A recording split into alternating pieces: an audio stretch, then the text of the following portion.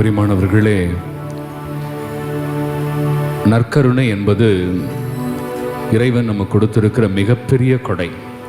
புனித அந்தோனியாருடைய வார்த்தையில் சொல்ல வேண்டுமென்றால், இறைவன் தன்னை முழுவதுமாக தன் பிள்ளைகளுக்கு நற்கருணை வழியாகத்தான் கொடுக்கிறார்.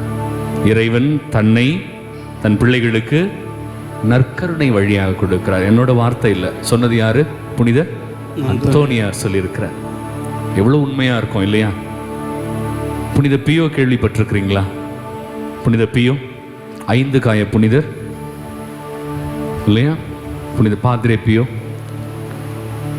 அவர் நற்கருணையை நீங்கள் எப்பொழுது நற்கருணையில் பார்த்தாலும் இயேசு உங்களை பார்த்து கொண்டிருக்கிறார். இயேசு உங்களை அன்பு செய்கிறார் நற்கருணை வழியாக. நற்கருணை மட்டும்தான் நம் வாழ்க்கையின் எல்லா பிரச்சனைகளுக்கும் தீர்வு அப்படின்னு யார் சொல்றா? புனித பியோ சொல்றார். புனித பியோ சில நேரம் திருப்பலி நடத்தும் பொழுது தீய சிந்தனைகள் வந்துவிட்டால் பீடத்திலேயே முழந்தால் படியிட்டு சில நேரம் 2 மணி நேரம் எல்லாம் அழுதிருக்கிறாராம் திருப்பலி நேரத்தில். ஐயோ, இப்பேற்பட்ட பரிசுத்தமான நற்கருணையின் பிரசன்னத்தில் எனக்கு ஒரு தீய சிந்தனை வந்து விட்டதே என்று சொல்லி எவ்வளோ நேரம்? சில நேரம் 2 மணி நேரம் 3 மணி நேரம் அழுதுட்டு இருப்பாராம். மக்கள் அப்படியே பார்த்துட்டு இருப்பாங்க திருப்பலியில். பாருங்க, இந்த நற்கருணையினுடைய மேன்மையை நம் முன்னாடி வாழ்ந்த புனிதர்கள் எவ்வளவு பெரியதாக கொண்டாடி இருக்கிறாங்க.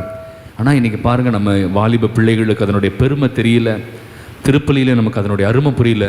ஆண்டவரே நம் மத்தியில் வீற்றிருக்கிறார் என்கிற ஒரு அற்புதமான ஒரு அடையாளம் இல்லையா?